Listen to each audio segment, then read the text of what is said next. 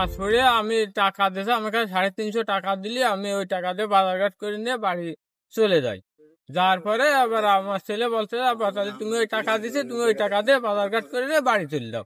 তারপরে আর কোনো আমার ওই সোয়ালের সাথে আর কোনো যোগাযোগ হয়নি। আমার ওই ভ্যানের পরে সংসার, আমার স্বামী এই অবস্থা।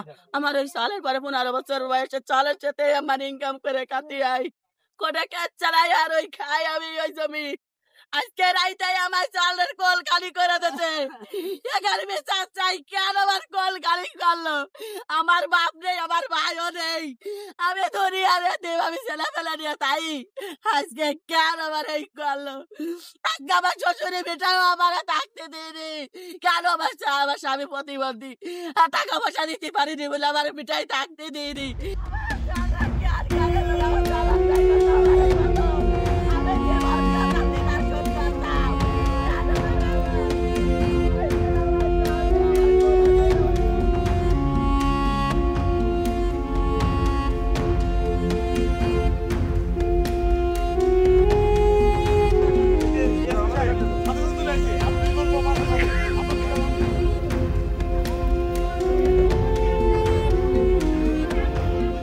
যে ভিকটিম আমিনুর বিশ্বাস একজন ভ্যান চালক, 15 থেকে 16 বছর বয়সী। তার নিখোঁজের সংবাদটা আজকে সকালবেলায় সদর থানা নড়াইলে আমরা জানতে পারি। ঘটনাস্থলের সাথে সাথে আমরা ঘটনাস্থলে যাই, ভিকটিম ফ্যামিলির সাথে আমরা কথা বলি এবং ভিকটিম ফ্যামিলির তথ্যের ভিত্তিতে একজন সন্দেহজনক ব্যক্তিকে আমরা হেফাজতে নিই।